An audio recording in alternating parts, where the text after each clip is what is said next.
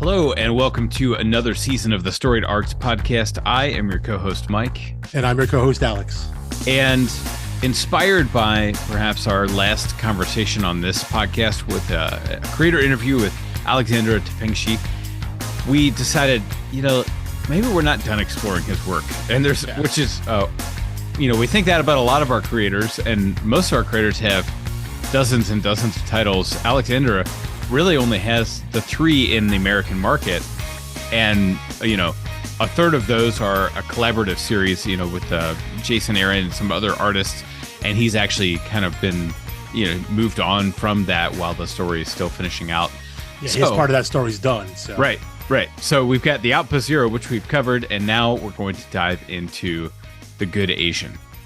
And this was a series that I stumbled across it on the shelf, and it looked interesting. I mean, I buy things a lot on the cover. If there's a number one, and I knew Pornsak's name, I did not know Tefenkgi at the time, and I thought, we'll give it a try. And I started reading it. I was like, oh, okay, kind of a good noir, but it also felt like a book that, as a 30-something-year-old white American reader, this is tapping into a piece of history that I'm completely ignorant about. Mm-hmm. And it was both like a compelling mystery and didactic without feeling like heavy-handed and teach. Like, it didn't feel like he's going to sit me down and give me a history of Chinese immigration in America, but I did get that. Yeah, but I see what you're saying. Like, it wasn't like paneling back and forth between here's a textbook and here's your story. They were so intricately woven together. It's funny you mentioned that way, because what I have written down here is basically, I wrote down not a lecture. Yes, like right. You get your history. And I think going back in terms of how we found the book, I think I mentioned this maybe when we were talking with Alex last week. But like I didn't know Pornsak's name initially as a writer. I had heard of his previous book, which is called Infidel, which I hadn't read, not knowing that was his first credited work as a writer. Again, I came to this book because I saw Alex Tefenkgi's name, and it's like, oh, he's the guy from Outpost Zero. I love that stuff. I'm gonna pick this up here, and it's kind of a cool, detective neo-noir story. I'm gonna read this again, not knowing that this was just his second work in the U.S. market. But yeah, the initial draw of this kind of hardball detective story, film noir aspect to it. I think I've mentioned maybe early on in the show here that neo-noir kind of genre is one of my favorites in comics that doesn't extend to any other type of media I consume. Like, I don't read those kind of novels. I don't typically seek out those kinds of movies or TV shows. If I come across them, they're great, and I've seen some of the classics and all that, but it isn't one that I think I'm like voraciously consuming. But in comics, I do. Brubaker and Felix, as I've said often, are my favorite team in comics, and everything they do has a noir twinge to it, whether it's set in modern day or a period piece like The Good Asian here. So that was definitely a draw for me. And as the story went on, those two tracks became very apparent to me that you mentioned. One is just, it's a really cool, really rad detective story. Right. It utilizes the well-worn tropes, I think, of classic film noir. If you've seen those movies or read those stories, read those novels or whatnot, you recognize those very common elements, and I think you see them deployed very deftly here. And that second track is that connection to history, and how much of this is, obviously it's a fictionalized story, but we're talking about a time period, an era of this country, landmarks in this country, specifically when we're talking about San Francisco, these places that are real and people that went through real experiences, which obviously hit someone like me, someone of Asian descent.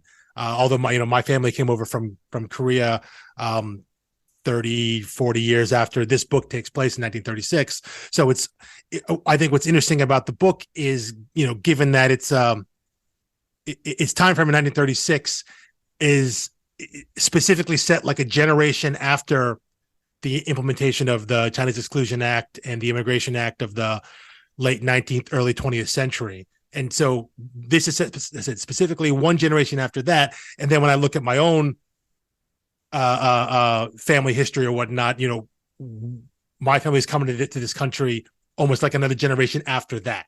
So it's like one generation removed from these highly restrictive laws, and then my story, my life story, starts a generation after that. So we're like 2 generations removed from this. I'm going to say this really dark era in kind of U.S. immigration, but when you look into what the Exclusion Act was and like the Immigration Act of I think it was 1923 or it's just 1924. It's a lot of the same stuff we're talking about now. Just the focus has shifted from a different part of the world. Sure. The scale. Yeah. I mean, yeah. But it's one of those things where it feels a little bit like whatever the narrative people have chosen to sell around a certain country or its immigrants will be reflected shortly after in the policy. Yeah. And I think what we'll see, in the story, not to get too far into it, is the way that's internalized by people who have immigrated, especially the children of immigrants. Yes. The second generation, the 1.5 generation. Yes. Yeah. Right. Yeah. Right. The first native born. Yeah. Firstborn stateside. Yes. Yeah. Have to internalize some of the narratives that the culture has created around them. And I don't think this is a spoiler alert for the story or for life. Those are never positive narratives. Those are never good things that people are forced to internalize and reconcile with, and they have to live with this, questioning their own self-worth because of the environment, the water they're swimming in. So I think the heaviness of that is very seriously conveyed, but I don't think someone, will feel like they're sitting through a lecture. And I think in that way, it feels like, just to play the classic Storied Arcs drinking games, it feels like good West Wing content. I think in terms of the mood of it, it might be more of like season 5 West Wing, kind of the more international, ugly side in international more affairs. International stuff. But still very much, it's instructive. You're learning things. You have kind of a civics lesson, while still being character driven. And the other thing that, again, when we get into the story, we'll do this. But the thing that jumped out to me about this that was very Sorkinian was there's the very clear intention and obstacle dynamic for every character. It was, here's what they want. What are they willing to do to achieve that? And, the language throughout the series, will be about survival. Ultimately, people's goals, more than survival, it's to thrive. Yeah.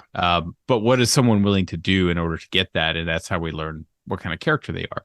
But before we get into any details of the plot, I mean, so you picked this up in single issue then? Yeah, I did. Yep. Okay. I in a classic, we've heard this too many times before on the podcast, I picked up, I think, the first 2 or 3 in single issue. And then I was like, I'll wait for it in trade, which I did do. And now I own, both trades in paperback and digitally. Yeah. I'm like, they got enough money from me. However, had the series gotten canceled prematurely, I would have been on here whining about it, and it would have been my fault. Been partially your fault. Yeah. So we should say there are 2 volumes. It is 10 issues. Again, this is a book from Image Comics. The single issues released, what was it? I got May 2021 here, ran through April 2022. So just about a year here for 10 issues.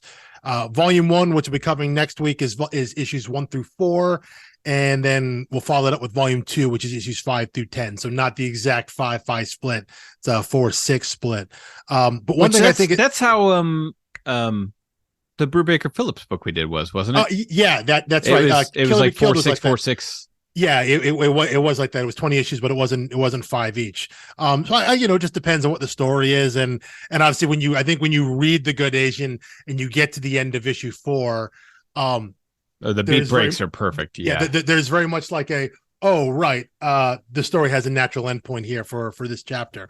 But the interesting thing I was going to mention is so there are 2 volumes that you can get this in. There also is a deluxe complete hardcover edition. And that is that's titled The Good Asian: 1936. Now, when you read the opening page of the comic, it does say you're 1936, so you know where you are. But at no point during the release of the single issue or on the volumes themselves, like the volumes don't have subtitles; they're just volume 1 and volume 2. They never really highlighted the fact that it was 1936, and I think what that signifies to me is that.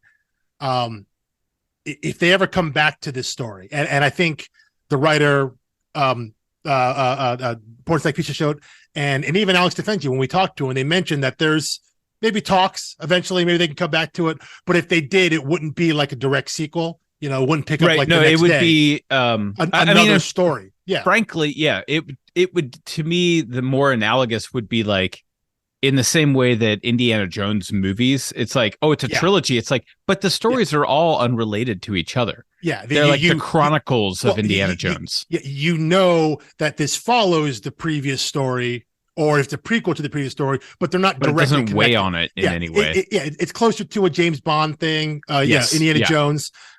Speaking of Brubaker and Phillips, they just did 5 graphic novels about the Reckless series, which is the same sort of thing. It's like, here's a story from this guy's life, and then a couple years later. So, and by titling the deluxe collection that way, The Good Asian 1936, it does imply that if they come back to it, the next one would be The Good Asian 1942, or 1942 would be. That's exactly what I've written down. Really? Because that would because that would be the next most interesting year. That's what I thought. Yeah, I mean, that was my thinking, but I was also like, I'm assuming. Now the history that I now have is complete, and it's like, well, but I didn't know there was anything significant, any tectonic shifts in Chinese immigration status in the 30s.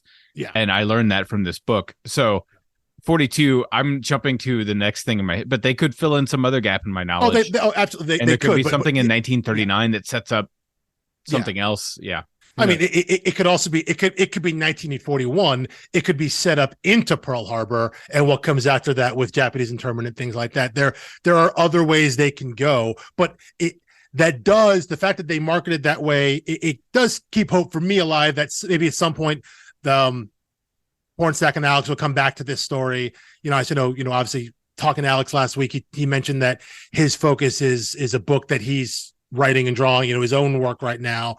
Doesn't have any other for hire work, any other creator owned stuff. But, if they came back to this book eventually, it'd be great. I'd love to see it. So, but as I mentioned, the writer of this, Pornsak Pichetshote, he is a Thai American writer and editor. Mentioned up top, big editor. Yeah. He is, I mean, if you look at the books he's worked on, he was big at DC and really at Vertigo. Some of the titles, The Unwritten, a book you may have heard of it. Yeah. We have The Losers, one of your all-time favorites. Yeah. Day Tripper, Unknown Soldier, Human Target, the early aughts version, Sweet Tooth, Swamp Thing. I mean, if it was a Vertigo book that came out in like the second or third phase of Vertigo, kind of the from the early mid aughts through the 2010s, before which Vertigo is my sweet shuttered. spot for Vertigo. Yeah. Granted, that's also my exposure to Vertigo. But all the Vertigo titles that I know and love are in that era. Whether it's it's like the second wave of Vertigo right before it was shuttered by DC. But he was an editor on those on so many of those books, some of those great classic Vertigo books to that second wave. But he didn't get into writing comics until 2018. His first book was a book called Infidel, did with Aaron Campbell. It's an Image book. His writing debut, it's kind of a horror story. It's centers around an American Muslim woman and her neighbors, who are kind of a multicultural, multiracial neighbors, and they live in this building that is haunted or possessed in a way by entities that they feed off like bigotry and xenophobia. So here in his opening salvo into the comics world as a writer, he's addressing head on things like race, religion, ethnicity, hatred, bigotry, things like that. Even it's from a maybe it's a sideways bent, a slightly horror bent. These are things that are present in his writing. His second book is what we're reading right now, The Good Asian, with Alex Tefenkgi, which I guess we mentioned, it won the Eisner for best limited series in 2022. So for both Pornsak and Alex, their second series that they've worked on, one as a writer and one as an artist in the US market, collaborate together, win the Eisner. Congratulations. What I know it's kind of unreal. It is kind of crazy. It is crazy. Yeah, and I was wondering, this doesn't strike me as Eisner category fraud in the way that Umbrella Academy did. Now maybe I'm being arbitrary, because they've said, oh well, this character might come back in a completely unrelated detective story. The Umbrella Academy feels more sequential. The Umbrella Academy is 100% sequential. That could be, instead of 1 through 6, 1 through 6, 1 through 7, that just could be 1 through whatever all the way through. They choose to do it that way. When I read, as I was reading The Good Asian, as it was coming out, maybe it was what was said. Up until the final issue, I never had any illusions that this was going to be more than this miniseries. I 100% agree. And then I think at the end they realized, maybe this could be more. Maybe it could be more like an anthology series. Again, like some of those classic film noir stories. You have the same character, different case kind of thing. In which case, it would still be a limited series. The idea isn't that it's ongoing. You're not picking up right away. The Umbrella Academy is very much, you're picking up the story and same through. No, that's true. But because of how they release it, it is a limited series. It's like if you watch The White Lotus on HBO, that was first done as a limited series because they needed to create content that was COVID safe. And they did it and people loved it. It's like, well, can you do another one? So they did another season. And again, it was limited series, but now it's a sequel to the first one.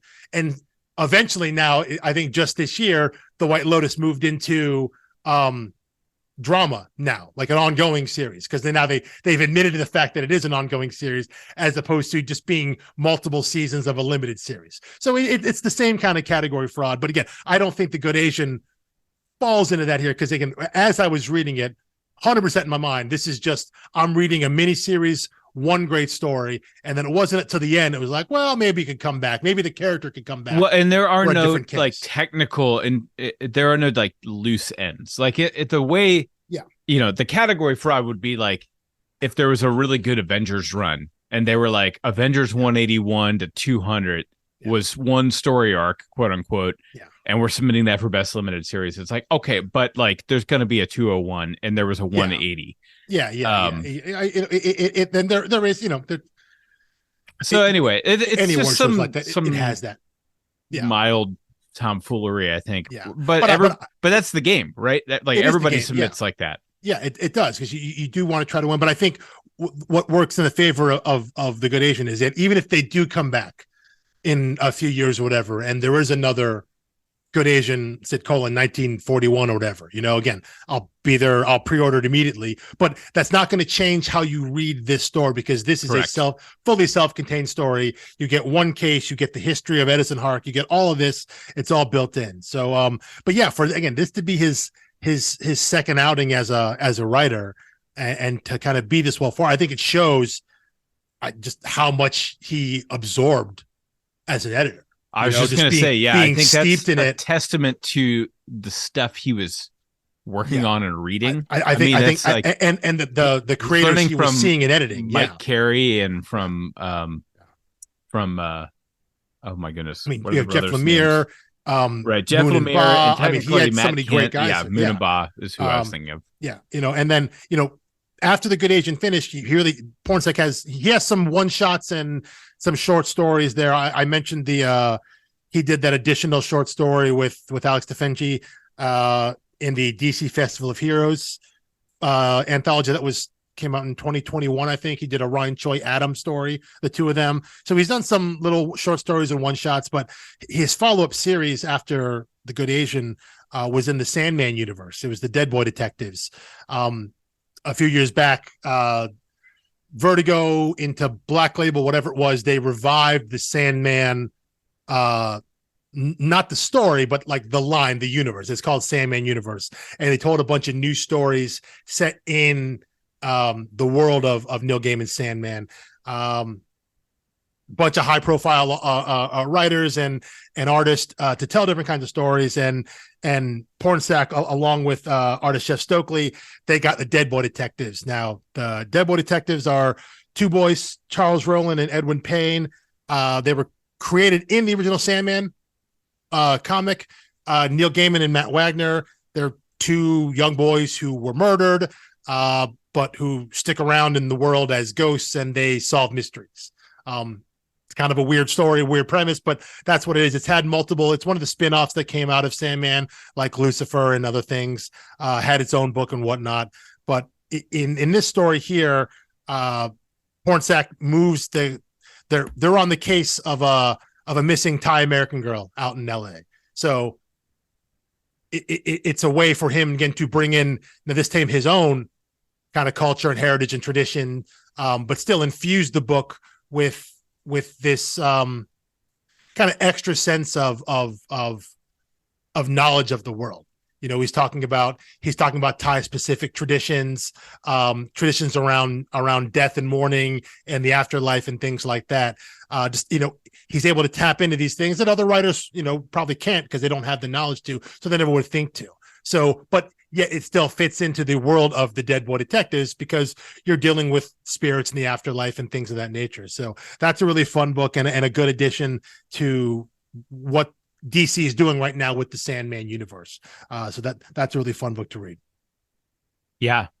Well, and the last thing I'll say about like the book itself, because again, we're going to do a discussion on it, is that I think if they were ever to return to this, The Good Asian 1936 would serve as the origin story for our detective.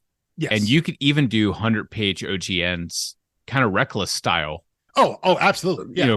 It's like, here's a case, here's a case. But we know his origin now, we know his motives, and we don't have to keep plumbing the depths of the detective himself. In fact, I wouldn't be shocked at all, given the success. It's hard to replicate the success of people like Brubaker and Phillips, and even someone like Jeff Lemire, who also has been doing this now a little bit too. But I wouldn't be shocked at all if they came back to this in, let's say, like 3 or 4 years after they've written and drawn some other things, if they decided to just release an OGN and not do single issue and just say, hey, if you've read you read The Good Asian when it first came out and you have that nice deluxe hardcover, Good Asian 1936, boom, here's a whole new story. And it's going to look really good on the shelf right next to your deluxe edition. It won't be as long as 10 issues, but maybe it's 6 or 7 issues worth of material, Right. And I think that would, and I think it makes a lot of publishing sense. And I think for this character in this world, it would make a lot of sense because it does follow that kind of reckless model that Brubaker and Phillips are going with right now. So I would love that. But again, I'll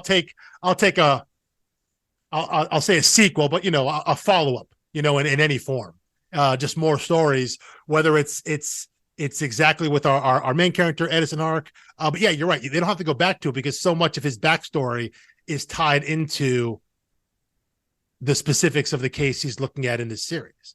So I would love to see him now be an established for-hire detective, like like the Daniel Craig Glass Onion. What's his? Oh yeah, Benoit Blanc. Yes. Yeah. Yeah. So anyway, I think it'd be a great way to do it, and I like doing it in this order too. Rather than them saying like, oh well, we've got this Chinese American detective in the 1940s. We're going to do a few detective stories, and then we're going to do one that does his backstory. I'm like, no. I like it in this order. Yeah. And I think it works because so the first case you get with him is the one that has personal connection, and that's what brings him back because, to the place he grew up. And then I don't think they envisioned this initially as some sort of long-term series, but if they were to go that way, they've knocked out the origin and the first story all in one, so they could now just move forward and tell other stories if they like. So I hope they do.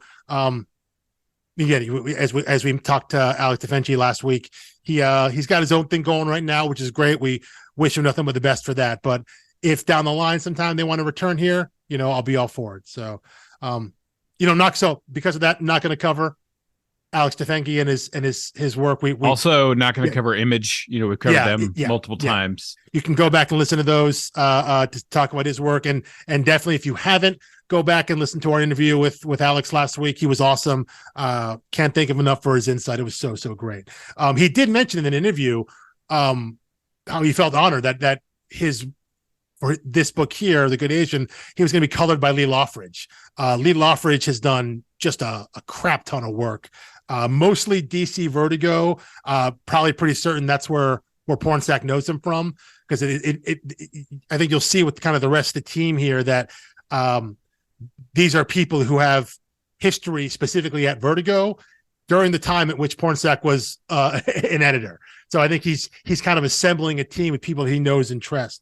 I know Lee Loughridge. He is the main colorist on Fables. I believe he colors most of the issues that were drawn by Mark Buckingham, who did like 70 some odd percent. Yeah. Well, no, Bill Willingham's the writer. He wrote and is the sole credit creator. Right. But from the beginning, the creative combo was Willingham in not in the first arc. The first arc was with artist Len Medina, which is But then I finally broke down and I bought the Fables 1 compendium. Yeah. So next time my wife and daughter leave for a weekend or something, I'm going to just tear through that. It's great. But my little taste of it from Unwritten, it's like those I malign those crossovers every time they happen, because I'm like, don't pull me away from my thing, and then it usually ends up being a gateway drug, which is exactly what it's designed to do. And Fables is tough because that gateway drug lasts a very, very, very, very, very long time.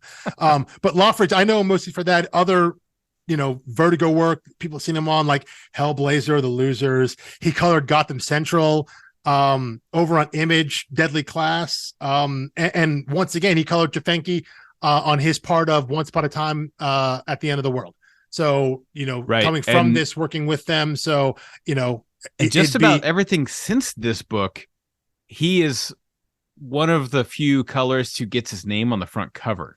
If you look at Deadly Class and I Hate This Place, and maybe like Matt Wilson is on Paper Girl's cover, but I just remember that being Vaughn and Chang. It depends on the creative team, I think. Like if you look at some of the Brubaker Phillips stuff for a while there, Betty Brettweiser, who was the colorist, was on the cover. Val Staples for like earlier stuff like Fatale and stuff may have been on the cover. Sean Phillips is usually on the cover as well. Now his name is a lot smaller than Brubaker and Phillips. Well, and I was like, there's a pretty good reason for that. Yeah, but I think it depends. You are seeing it more and more where if there is an inker, because obviously so much is digital now, but if there is an inker and then the colorist, their names are on the cover as well. I think it's just how the industry is progressing more and more. And this is probably over the past 5-10-ish years, there's been this kind of slow shift where you're seeing more than just the writer, more than just the pencilist on the cover of a book. You're seeing everyone on the actual kind of storytelling team. So inkers, colorists, they're getting out there as well. But Loughridge is a guy who's been working and doesn't really matter the genre, the artist, what kind of world he's working in. He finds the right fit. And I think we're going to talk about color quite a bit, at least coming up probably next week in volume 1, because I think it plays a critical role in how the story is being told. It's huge. And I believe he did color on Grell's Green Arrow, which would have been pretty early for him. Yeah, might have been early. That would have been like Longbow Hunters era stuff there. Yeah. Yeah, I think so. The last couple of people on the creative team here, we have Jeff Powell on letters and design. Most of Powell's credits come as a designer. We're talking about layout and cover design. I think he was the in-house guy at TKO. He did a lot of their stuff, like design on like Sentient, the Banks, and things like that. But he's also done lettering as well. He did letters and design on Infidel, which is definitely how Pornsak knows him from, obviously, if he lettered his first book. So again, you think this is someone that he came across and is going to bring along with him. Again, not just lettering in the book, but design, layout, and stuff like that. So Jeff Powell on that. The final person I need to mention, because I think this is critical to the book itself, are the covers by Dave Johnson. Now you mentioned, you saw this book on the shelf, right? And the cover jumps out at you. And if you see the cover gallery or whatnot, all the stuff that Dave Johnson does for this series, there are all these great kind of noir homage kind of posters. They all have that look to them, like they could be a crime noir film or whatnot. Dave Johnson does a lot of covers. He does a ton of covers, both regular and variants, for DC and Marvel. Probably best known for his covers on 100 Bullets. He did all of those, I believe. He was also interior artist for Superman Red Sun, which is a story I know a lot of people like. I think you like that one. I'm not a huge fan of it as much. But I've actually never read it. I've only watched it. Okay. All right. Well, that's the Mark Millar. Kal-El lands in Soviet Russia. It's one of those. Whatnot. I mean, it's kind of a classic. It's an Elseworld. It's an Elseworld story. Kind of a classic DC thing. It's like they always, like, before the whole multiverse fad in like cinema right now, DC has always been like, what if we put this one little twist on one of our characters? Yeah, I mean, I think that's a decades long tradition at DC. Yeah, and that was kind of a classic Superman way to do it. It's Elseworlds at DC. It's What If at Marvel. But he's done mostly a lot of covers. And said all the covers for The Good Asian are this like OG noir style. But I also want to mention the variants that The Good Asian had. The variants are stunning.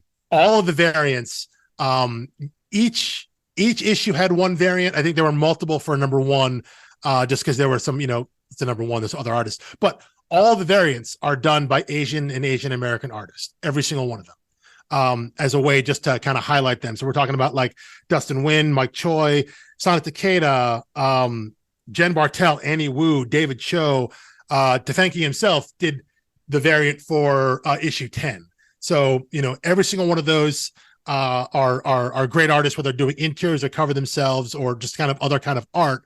But all the variants, they reached out to Asian and Asian American artists to contribute, and they're fantastic. The Jen Bartel variant cover for number 3 is stunning. It's one of my favorite from the entire series. So, this is between Pornsak and Alex himself, our creative team all have Asian heritage. We're talking about an Asian character set in an Asian infused world, Chinatown in San Francisco in 1936. So there's a lot of history, a lot of real world influence that are going into this book. And I think that shows, I think that care and attention to detail shows in the storytelling, and not just a great detective story, but as you mentioned at the top, there's some real history there, but you don't feel like you're being lectured to. Yeah. Well, and you said issue 3's variant from Bartel. Yeah. Issue 2's variant, the Annie Wu one, it looks like a dime store novel. That's like, I'm such a sucker for that. And I will say I have one signed book from Dave Johnson, and it's a detective comic, and it's because it has that noir-y. It's not like, I think it's just some random issue, but I just really liked the cover, and I was like, he's done a bunch of that. I think his 100 Bullets were very minimalist, but also he does, he's doing the covers right now, and he has done the covers for the various Silk series over at Marvel, and they're not, they're just like typical action covers, but they look great. They're not mimicking or homaging any sort of he's one of those guys or covers. He's got like Yeah, his range is all over the place. You can't afford, like, I am finding it expensive to be like, I love the cover art of Jenny Frison and I'm going to buy everything she does. Well, now she's doing so much that I would need a short box or a long box just for her variants. Yeah. And a lot of them are incentive variants that are too expensive. If you wanted to be like the Dave Johnson cover guy, you could not do it. No, they're that's like saying, right. His career is way too long, way too varied. He works for everybody and his stuff is always great. And he does long runs on stuff. I mean, it's not just limited series. If he was like an indie guy, but the fact that he does the big 2 and 4 higher, like for higher end indie work, his style changes. Like again, if I held up if I were to show someone like one of the covers for Silk, that's come out recently, and you put that up next to what he did for 100 Bullets, and put that up next to one of these kind of noir throwback covers for The Good Asian. Like, you're not going to see, like, it's not going to jump out to you be like, oh, that's a Dave Johnson. I mean, if you don't see the signature, his style can vary and change as needed, which on some level, it's cool when you see someone like a Jenny Frison, or you think like an Art Germ or a David Mack, that there's a style. When you see when I see David Mack cover, I just know, oh, cool, that's David Mack. You know, I can see that right there. But to see someone as varied, who is as versatile as Dave Johnson is, for any number of series, any number of genre, any publisher, any story, whatever it is, he can suit it and create a great cover for it. Again, it's both a main cover or it could be a variant cover, whatever it is. He's great. And I think the covers really do help this book, because if you are someone who is so inclined to pick out that film noir movie poster style, because again, we if you're familiar at all with the tropes, you know what to look for. When you see that in a movie poster, you know that what they're referencing. You know that it's supposed to be like the Maltese Falcon, the Big Sleep, or something like that, Chinatown. There are elements to those posters that you see that he has incorporated and put into the covers for The Good Asian, and I think it's a great selling point, really, really cool selling point. Yeah, very cool book. I mean, it's just when you read I don't have my hands on the deluxe edition, but I have the 2 trades. Mm-hmm. Same, and you get the variant gallery. So you get to see all of the art. You get to see some really great letters from the creators, and you just every page of this book is just dripping with like the heart and soul of the creators.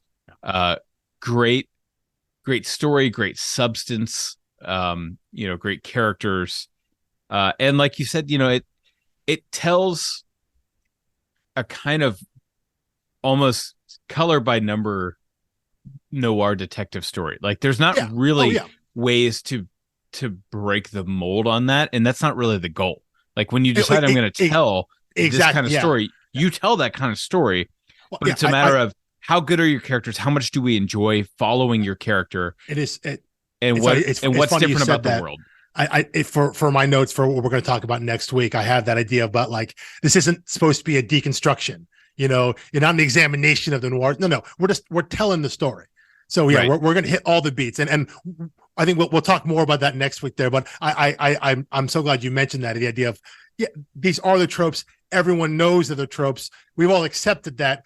We're just using them to tell a story. Like, he's not trying to be intellectual about it and tell a different kind of hero story. There's no deconstruction. He's not breaking it down. No examination. No. It's just, we're hitting all the beats, and we're going to use that well-worn medium to tell a story from a character and a character perspective that maybe you haven't heard before, maybe you haven't read before, but all the beats are still the same. So there's a universality to it, and there's also a specificity to it, which I think works really, really well. Yeah, those two things in conjunction. Any other creators we need to give a shout out to, other than, the gambit of variant artists, which we never shout out all of them. Yeah. Perhaps someday we will just do a variant cover honorary, because there are artists who really only do covers, and there are. I mean, but they don't get any love on our podcast. Yeah, there are some. Well, some have done very, very few covers. We've covered someone like Stephanie Hans when we did Die. She mostly does covers. There's very little interior work. One of the variant cover artist for The Good Asian I mentioned here is Jen Bartel. She's done like one series of interior artwork called Blackbird, which is really fun, but she mainly does covers and other like pinup art and things like that, and art and other venues. So yeah, it all depends on, there are different ways to be in the industry and to contribute, and some people just aren't wired for sequential art. It's just about creation. So but yeah, the other artists, some of them like Annie Wu, Sana Takeda, she's the artist on Montrist. Annie Wu has done a bunch of stuff, like she did a run on Hawkeye and Black Canary and things like that. So yeah, they're artists who work in both realms here. But no, I think that's everyone for The Good Asian. I think we've covered everyone here. So good deal. All right, we'll grab issues 1 through 4, which, by the way, I guess the last thing to mention in the Zero is that this was optioned for development or adaptation of some kind. No other news on that I'm aware of. No. And I think as we're recording this, there's not only the writer's strike, there's now the SAG-AFTRA strike. Yeah. The SAG-AFTRA strike. Yeah. And every streaming service is in crisis right now for profitability. So tragically, I think a lot of the IP that has been picked up in the last 5 years, just ravenously contracted and devoured by these studios, most of that is just going to get shuttered. And I'm glad it was a payday for the artist. It's exactly. I hope they got paid for it. And I'm glad they won't ruin something I loved. Yeah, we had to think a lot of those will just go back to the creators because, and maybe in years, if the system is fixed at all or less broken, they can try again. It's just this is one of those where I'm like equitable playing field. I think this has to do with Tefenkgi's art, which we'll get into again in the book. But elements of this book are so cinematic, that I can just picture it on the screen. Perhaps best to just leave it in its perfect form rather than adapt it. But probably so. But again, as we'll get into, this is the type of story that is just so easily told on a movie screen because it's been done so for decades and decades and decades. It's just a different person in the lead. It's just a different type of people in the story. But the type of story that's being told, the setting, the cost, everything about it, this has been told 100 times over. It's just different characters in the lead positions. So I'm not shocked that someone would look at that and be like, hey, in our current age of Hollywood of not just putting white men on screen, like I could have seen someone like a John Chu following up Crazy Good Asians with something like The Good Asian here. Oh, sure, yeah. Hey, with Everything Everywhere All at Once, all these stories that put Asian and Asian American faces on screen and also behind the camera. This is the type of book that they would immediately gravitate towards and be like, we can put this on screen. We can have the messed up, troubled, hardboiled detective on screen telling this type of story. So yeah, I'm not shocked that they tried, but yeah, you're right with the Writers Guild and the Screen Actors Guild, everyone on strike right now.